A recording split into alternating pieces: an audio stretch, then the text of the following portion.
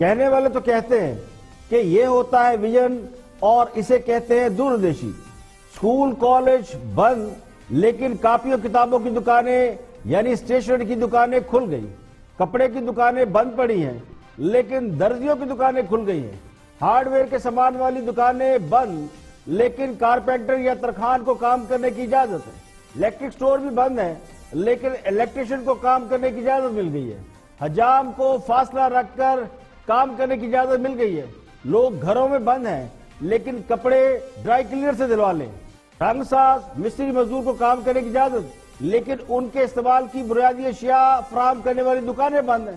Labour یعنی مزدوروں کو مزدوری کی اجازت ہے لیکن ان کے لیے آنے جانے کے لیے پبلک ٹرانسپورٹ نہیں ہے، جن شعبہ جات کو کاروبار کھولنے کی اجازت دی گئی ہے ذرا ان پر غور کریں تو لگتا یوں ہے کہ حکمرانوں اور دانشوروں نے بڑی سوچ بچار کے بعد بڑے اہم فیصلے کیے ہیں، مزدوروں اور دہاڑی داروں کے لیے کنسٹرکشن کا شعبہ کھول دیا ہے، بڑی اچھی بات ہے، مگر پبلک ٹرانسپورٹ بند رہے گی تو کیا مزدور اپنی لینڈ کروزر پر جائے گا؟ اگر اس کے اہل خانہ کسی دوسرے شہر یا قصبے یا دیہات میں ہوئے تو وہ پیسہ کیسے بھیجے گا؟ کیونکہ ایزی پیسے شاپ تو کھولنے کی اجازت نہیں ہے، اب ورک شاپ ساری کھول دی گئی ہے، کھلی پڑی ہے، مکینک کام کر رہے ہیں لیکن اسپیئر پارٹ کی دکانیں بند پڑی ہیں، سرکاری دفاتر کھلے رہیں گے مگر پبلک ڈیلنگ نہیں ہوگی، حجام 6 فٹ کا فاصلہ رکھ کر بال کیسے کاٹے گا اور شیو کیسے کرے گا؟ اب مکینک ورک شاپ کھولے گا تو سامان یا اسپیئر پارٹ کے بغیر کام کیسے کرے گا؟ تو اس کا حل لوگوں نے خود ہی نکال لیا ہے، جو دکانیں کھولنے کے احکامات جاری نہیں ہوئے وہ دکانیں بھی لوگوں نے خود ہی کھول لی ہیں، پبلک ٹرانسپورٹ کا کاغذوں پر بند ہے مگر چنگچی رکشے دندراتے پھر رہے ہیں، بڑی بڑی سڑکوں پر نکلے تو ایسے لگتا ہے جیسے بہت زبردست لاک ڈاؤن ہے، پوش علاقوں کو دیکھے تو لگتا ہے کہ امریکہ اسپین اور اٹلی سے بھی زیادہ سخت احتیاط کی جا رہی ہے، اور ذرا سا آپ متوسط یا گنجان آباد علاقوں کی طرف جائیں جہاں آبادی زیادہ ہے تو لگتا یوں ہے کہ سب کچھ نارمل طریقے سے چل رہا ہے، جو دکانیں بند ہیں بڑی مارکیٹیں بند ہیں، کپڑوں جوتوں جویلری اور برتنوں کی دکانیں بند ہیں یا پان سگریٹ کی دکانیں بند ہیں، جوس کارنر بند ہیں، ریسٹوران تو پہلے ہی ٹیک اوے کا بورڈ لگا کر کام کر رہے ہیں، اب چھوٹے موٹے ہوٹل جو چھوٹے علاقوں میں ہیں وہ کھلے پڑے ہیں، بڑی بڑی مارکیٹیں دکانیں بند ہیں لیکن جو اکا دکا دکانیں ہیں وہ کھلی پڑی ہیں، تو شہر میں بھی ٹریفک معمول سے زیادہ ہے۔ سندھ کے حالات مختلف ہیں کیونکہ سندھ حکومت کہتی ہے کہ لاک ڈاؤن نرم نہیں ہوا، پہلے سے زیادہ سختی ہوئی ہے، جبکہ پنجاب میں خصوصاً لاہور میں تو یوں لگ رہا ہے کہ جیسے صورتحال نارمل ہو چکی ہے، تو بظاہر حکومت نے لاک ڈاؤن میں 2 ہفتوں کی توسیع کی ہے لیکن ابھی بھی وفاق اور صوبے کے درمیان انڈرسٹینڈنگ دکھائی رہی ہے، خاص کر سندھ بالکل الگ ایکٹ کر رہا ہے، عملی طور پر پنجاب میں بالکل نرمی ہو گئی ہے جو کہ اچھی بات ہے، لیکن سوال یہ ہے کہ لاک ڈاؤن تو وہاں نرم کیا جاتا ہے جہاں کیسز کی تعداد کم ہو، جبکہ ہم اپنے اعداد و شمار دیکھیں، رپورٹس دیکھیں تو پاکستان میں کرونا وائرس کے مریضوں کی تعداد پہلے سے زیادہ بڑھ رہی ہے، مرنے والوں کی تعداد بھی بڑھ رہی ہے۔ میں ذاتی طور پر لاک ڈاؤن کا حامی نہیں ہوں اور وزیر اعظم بھی لاک ڈاؤن کے حامی نہیں ہیں، تو ان کی اس بات سے تو میں اتفاق کرتا ہوں کہ لاک ڈاؤن نہیں ہونا چاہیے، لیکن احتیاطی تدابیر کے بغیر لوگوں کو کھلا چھوڑنے کا حامی تو میں بھی نہیں ہوں۔ ہاں صاحب لاک ڈاؤن نرم کرنا چاہتے ہیں ضرور کریں، کرنا چاہیے، لیکن اگر اس سے پہلے حکومت مناسب اقدامات کر لیتی تو خدشات جو لاک ڈاؤن کو لے کر لوگوں کے ذہنوں میں ابھر رہے ہیں وہ خدشات کم ہو جاتے ہیں۔ اب دیکھیں سب سے بڑی اہم بات ہے، جن ملکوں میں بہت زیادہ کرونا وائرس پھیلا تو انہوں نے جو اقدامات کیے ہم نے وہ دیکھے کہ وہ اقدامات کیا تھے، سڑکوں پر کلورین کے سپرے کرنے والے گیٹ لگ گئے، اگر پبلک سڑکوں پر نکلتی بھی ہے تو ان پر کلورین چھڑکا جاتا ہے، ان کی باڈی صاف ہوتی ہے، موٹر سائیکلوں پر ہے یا کھلی گاڑیوں میں سفر کر رہے ہیں تو ان پر کلورین کے سپرے مارے جاتے ہیں، بڑے بڑے جو شاپنگ مال ہیں، دکانیں ہیں، گروسری سٹور ہیں، ان کے باہر سپرے کرنے والی مشینیں لگائی جاتی ہیں، اور یہ کوئی بہت مہنگی مشینیں نہیں ہوتی، اگر حکومت چاہتی تو پورے شہر میں پورے پاکستان میں خاص کر بڑے شہروں میں جہاں پبلک نکلتی ہے تو یہ تو بڑے شہروں میں 35-40 سڑکیں ہوتی ہیں، اس سے زیادہ نہیں ہوتی، تو ان سڑکوں پر تو یہ سپرے کے بڑے بڑے وہ لگائے جا سکتے تھے، گیٹ بنائے جا سکتے تھے، واک تھرو گیٹ موجود ہے، آپ نے 2 پائپ لگانے، پیچھے ایک موٹر لگانی ہے اور اس کے بعد یہ سپرے ہو جاتا۔ اس کے علاوہ چائنا میں ووہان کے اندر ہم نے دیکھا کہ وہاں جب ختم ہوا سب کچھ تو سڑکیں باقاعدہ دھوئی جاتی ہیں، ترکی میں دھوئی جاتی ہیں. بہت سے ملکوں کی ویڈیوز آپ کو نیٹ پہ مل جائے گی کہ وہاں کلورین کس طرح چھڑکا جاتا ہے.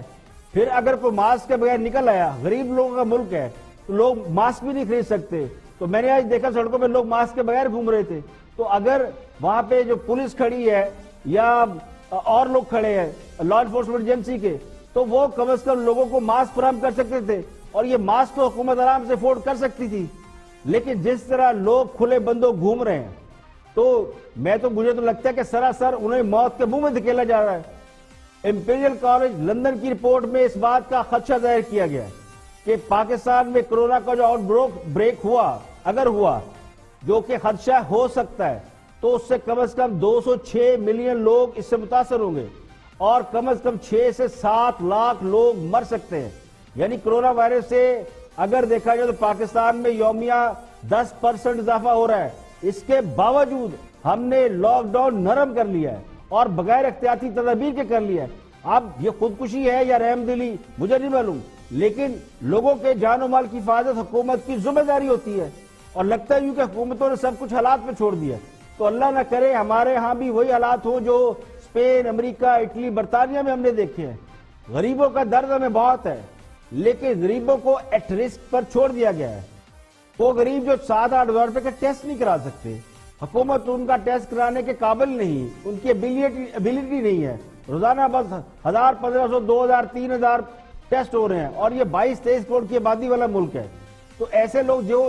جو خود اپنا ٹیسٹ نہیں کرا سکتے، حکومت بھی ٹیسٹ کرانے کے قابل نہیں ہے، اگر انہیں کچھ ہو گیا خدا نہ خواستہ تو پھر ان کی موت کا ذمہ دار کون ہوگا؟ حکومتی کارکردگی پر سوال اٹھانے والی عدلیہ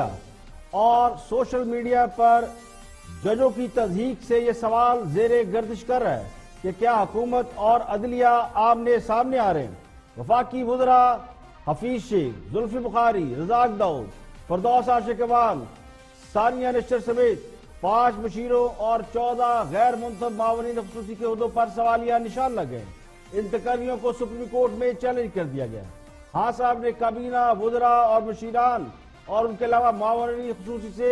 ان کی کارکردگی کے حوالے سے تفصیلات بھی مانگ لی ہیں. جبکہ سوشل میڈیا پر عدلیہ کے خلاف کئی روز سے جاری پروپیگنڈا مہم میں بھی تیزی آ گئی. چیف جسٹس اور دیگر ججوں کی کردار کشی پر اعلیٰ تحقیقاتی ادارے نے وزیراعظم کے حکم پر تحقیقات شروع کر دی. سپریم کورٹ کی جانب سے حکومتی کارکردگی پر سوالات نے اقتدار کے ایوانوں میں ہلچل مچا رکھی ہے. اعلیٰ عدالت نے وزراء کی فوج ظفر موج کی کارکردگی پر سوالیہ نشان لگاتے ہوئے مبینہ کرپشن کا بھی حوالہ دیا تھا. کرونا وائرس کے حوالے سے حکومتی اقدامات پر از خود نوٹس لینے کے بعد عدالت نے کیس کی سماعت کے دوران وفاقی حکومت اور سندھ حکومت دونوں کی کارکردگی پر اچھے خاصے سوالات بھی اٹھائے تھے، جس کے بعد سوشل میڈیا پر ججوں کی کردار کشی کی مہم چل نکلی، جس کو اعلیٰ عدالتی حلقوں میں ناپسندیدگی کی نگاہ سے دیکھا جا رہا ہے. سونے پر سہاگا یہ کہ وفاقی وزراء کے مساوی اختیارات کے حامل وزیراعظم کے 5 مشیروں اور 14 غیر منتخب معاونین خصوصی کی تقرریاں غیر آئینی قرار دینے کے لیے سپریم کورٹ میں ایک درخواست دائر کر دی گئی ہے. اس درخواست میں وزیراعظم کے مشیران عبدالرزاق داؤد، ڈاکٹر ظہیر الدین، بابر اعوان، ملک امین، اسلم خان، ڈاکٹر عبدالحفیظ شیخ، زلفی بخاری، شہزاد سعید، قاسم علی، نواز امان، عثمان ڈار، ندیم افضل چند، یار محمد ہند، ڈاکٹر ظفر مرزا، ڈاکٹر فردوس عاشق اقبال، ندیم بابر، معید یوسف اور ڈاکٹر ثانیہ نشتر کی تقرری کو چیلنج کیا گیا ہے. درخواست میں وزیراعظم کے آئینی اختیارات پر بھی سوال اٹھایا گیا ہے کہ وزیراعظم کو یہ اختیار حاصل ہی نہیں کہ وہ غیر منتخب افراد کو وفاقی وزراء کے درجے پر تعینات کریں. مشیروں اور معاونین نے خصوصی کی وزراء کے برابر تنخواہیں حاصل کرنے کا بھی اختیار نہیں ہے. تو درخواست گزار نے یہ موقف اختیار کیا ہے کہ ان تمام افراد سے عہدے برات اور تنخواہیں واپس لی جائیں. سپریم کورٹ میں یہ رٹ دائر ہونے سے حکومت میں کھلبلی مچی ہوئی ہے. وزیراعظم نے تمام مشیروں، وزیروں اور معاونین خصوصی سے ان کی کارکردگی کی مکمل تفصیلات اور اجلاسوں کے حوالے سے رپورٹ مانگ لی ہے، تاکہ اگر عدالت یہ رپورٹ مانگے تو عدالت میں ان تقرریوں کا دفاع کیا جا سکے. ذرائع کا دعویٰ یہ ہے کہ اس بات کا بھی امکان موجود ہے کہ بہت سے لوگوں کے عہدوں میں رد و بدل بھی کر دیا جائے گا. ذرائع کے مطابق سوشل میڈیا پر ججوں کے خلاف مہم چلنے کا وزیراعظم نے اس وقت نوٹس لیا جب ججوں کے حوالے سے نازیبا کلمات کی بہتات ہو چکی تھی، انہیں اچھا خاصا برا بھلا کہا جا چکا تھا۔ چیف جسٹس گلزار احمد جو اصول پسندی اور دیانتداری کی وجہ سے ایک اچھے جج کی شہرت رکھتے ہیں، ان کی جانب سے حکومتی کارکردگی پر 2-3 روز پہلے سوال اٹھائے گئے تھے، جس کے بعد لگتا یوں ہے کہ حکومت کے حامی میدان میں آ گئے ہیں اور توپوں کا رخ عدلیہ کی طرف ہو چکا ہے۔ کل اعتزاز حسن صاحب نے بھی سوالات پوچھے جانے پر ججوں کو سخت تنقید کا نشانہ بنایا تھا۔ یا تو آپ آن دا گراؤنڈ اتر آئیں، آپ کمشنروں کی پاور لے لیں اپنے خود، آپ 70 ججز ہیں، 17 ججز آپ جا کے پھیل جائیں ملک میں اور ٹیک اوور کر لیں اور ذمہ داری لیں، پھر آپ کو بارے میں سوال ہو سکے کہ یہ آپ نے دوائی یہاں کیوں نہیں دی، یہ آپ نے گندم یہاں سے وہاں کیوں نہیں بھیجی، یہ مریض آپ نے یہاں سے وہاں کیوں نہیں بھیجے، کوارنٹین آپ نے بہاولپور میں کیوں بنایا، ٹی جی خان میں کیوں بنایا، پھر آپ کو سوال ہونے شروع ہو تو پھر آپ کو پتہ لگے کہ یہ کیا ہے۔ صرف حکومت ہماری اسی طرح مفلوج کر۔ سوال یہ ہے کہ کل تک ججوں اور عدلیہ کی عزت کو سب سے مقدم اور مقدس سمجھنے والے لوگ، عدلیہ کے حق میں تحریک چلانے والے لوگ، آج محض چند سوال پوچھنے پر عدلیہ کو تضحیک کا نشانہ کیوں بنا رہے ہیں؟ کیا آج کی عدلیہ وہ عدلیہ نہیں ہے جس کے بارے میں وکلاء اور سیاستدان یہ دعویٰ کرتے ہیں کہ انہوں نے عدلیہ کو آزادی دلائی ہے؟ سابقہ ادوار حکومت میں اسی عدلیہ نے جب اس وقت کی حکومتوں سے سوال کیے تھے، ان پر سوال اٹھائے تھے، تو ان کے مخالفین عدلیہ کی تعریفوں کے پل باندھتے تھے۔ آج وہ حکومت میں ہے اور حکومت کی کارکردگی پر سوال اٹھایا ہے، تو آج عدلیہ کی تہذیب کی جا رہی ہے۔ آج عدلیہ کی آزادی کیوں کھلنے لگی ہے؟ ہر تصویر کے 2 رخ ہوتے ہیں۔ تصویر کا پہلا رخ یہ ہے کہ کبڑے کو لات پڑے اور اس کا کبڑا پن نکل جائے۔ حکومت نے بالآخر یہ مان لیا ہے کہ کرونا وائرس کی وبا نہ پھیلتی تو پاکستان ڈیفالٹ کر جاتا۔ یہ انکشاف کیا حکومت کے ایک بہت ہی اہم وزیر شیخ رشید صاحب نے۔ انہوں نے حکومت کی کارکردگی اور معیشت کے حوالے سے حکومت کے سارے دعووں کا پول کھول کے رکھ دیا۔ سوال یہ ہے کہ خان صاحب کی حکومت نے پچھلے 20 ماہ میں جو قرض حاصل کیا وہ پچھلی حکومتوں کے اس عرصے میں لیے گئے قرض سے کہیں زیادہ تھا۔ اس کے باوجود آج ہمیں یہ بتایا جا رہا ہے کہ ہم ڈیفالٹ ہونے کے بالکل قریب تھے۔ اگر عالمی امداد نہ ملتی، اگر قرضوں میں ریلیف نہ ملتا تو شاید ہم ڈیفالٹ ہو جاتے۔ تو شیخ رشید کے حالیہ انکشاف نے 14 طبق روشن کر دیے۔ اس سے بڑا اعتراف اور کیا ہو سکتا ہے کہ حکمران جماعت نے صرف 2 سال سے بھی کم عرصے میں ملک کو دیوالیہ ہونے کے قریب پہنچا دیا تھا۔ سو لکیلی کوئی I M F world bank نے بہتری کا ثبوت دیا، ورنہ تو ہم آلموسٹ ڈیفالٹ ہو گئے تھے جی۔ آلموسٹ عمران صاحب ہمارا کام فائنینشیل ختم ہو گیا تھا اور گروتھ تو منفی ہونی تھی، لیکن قسط کے لیے تو چھٹی ہو گئی تھی۔ سو ایک وقفہ مل گیا ہے عمران خان کے ساتھ، اللہ بھی مدد کرتا ہے کہ